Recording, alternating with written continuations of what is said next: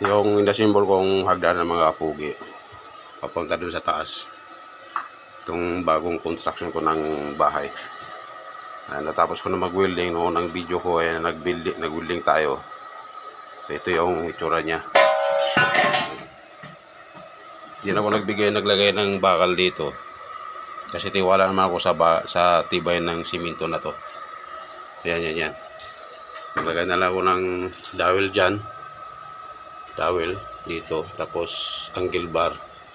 Yan ang sumasasalo sa step. Yan mga kapugi. Yan. Pwede naman siguro yan. Ano? Ito. Dito lang ako naglagay ng bakal. Tipid pa sa bakal. Kasi matibay naman yan eh. Bato yan eh.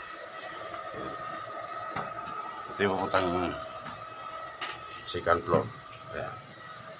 So ito yung second floor kapugi, mga kapugi.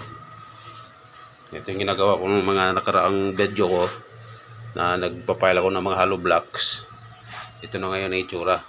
Meron siya dito. Tapos kalahati na ito kapugi sa hig kasi makita mo yun sa baba. Ayan. Mga marumi pa mapugi kasi under construction pa tayo.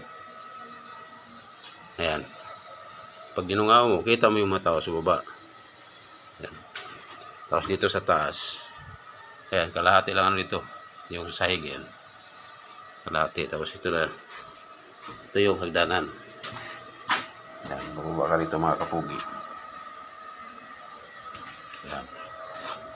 Ayan. Ganoon kasimple ang ating kapugi, hagdanan. Hagdanan pang mahirap yan mga kapugi. Di masyadong malapad yung hagdanan ko po kasi alam mo na ngayong panahon ngayon, sikip sa lugar. Kaya yung aking hagdanan ay kalating metro lang lapad. Hindi na kailangan ngayon yung malalapad na hagdanan na para bang marami ka pang space doon sa gilid na di mo naman nagagamit. Tama lang paghagbangan ng paa mga kapugi. Ito yan sa taas naman dyan. Ito yung itsura niya dyan. Dyan ako kanina, lumungaw. Dyan. Ito may kisame na ito mga kapugi. Yan. Ang ginawa ko dito, yung kisame ko dyan, bago ko magbubong, nilagyan ko muna plywood.